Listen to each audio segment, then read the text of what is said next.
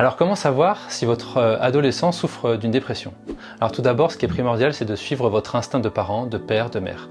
C'est vous qui connaissez le mieux votre adolescent et qui allez pouvoir détecter des signaux faibles, des choses qui peuvent s'installer dans la durée et qui vont éveiller votre inquiétude. On a tôt fait de mettre beaucoup de choses dans la crise d'adolescence. Alors oui, il y a des tempêtes hormonales chez les ados, il y a aussi un cerveau en pleine maturation jusqu'à 25 ans, donc on peut noter plus d'impulsivité, plus d'irritabilité, parfois des changements de comportement.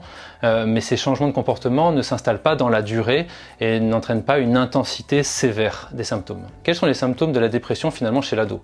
Il n'y a pas forcément un symptôme précis qui va vous donner le diagnostic. Ça va être un cortège de symptômes qui vont noter une rupture avec son état habituel. Vous allez le trouver plus inquiet, à ruminer davantage, vous allez voir que son sommeil s'altère, qu'il a des difficultés d'endormissement ou qu'il se réveille plusieurs fois la nuit, vous allez le trouver fatigué, sans entrain, vous allez avoir l'impression qu'il ne voit plus ses amis ou alors qu'il commence à avoir des relations à risque. Vous pouvez aussi voir chez votre ado des préoccupations corporelles, l'impression qu'il n'est pas bien dans sa peau. Tous ces éléments qui s'inscrivent dans la durée doivent attirer votre attention et doivent vous faire consulter un spécialiste.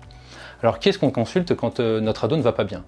Il faut rester d'abord très simple. Le médecin généraliste, le médecin de famille, c'est celui qui connaît le mieux votre enfant, votre ado, qui a suivi son évolution et qui va pouvoir donner à un instant T une expertise médicale. Mais c'est ensuite le médecin généraliste qui va pouvoir s'appuyer sur tout un réseau de partenaires, que ce soit des psychiatres, des psychologues, et qui va pouvoir vous donner les bonnes adresses, les bons tuyaux au bon moment. Après, sachez que si vous n'êtes pas forcément totalement en confiance avec votre médecin généraliste sur les questions psychiques, ou que vous n'avez tout simplement pas de médecin généraliste parce que c'est galère en ce moment d'en trouver en France, vous pouvez tout à fait consulter des pédopsychiatres ou des pédopsychologues directement, sans courrier médical.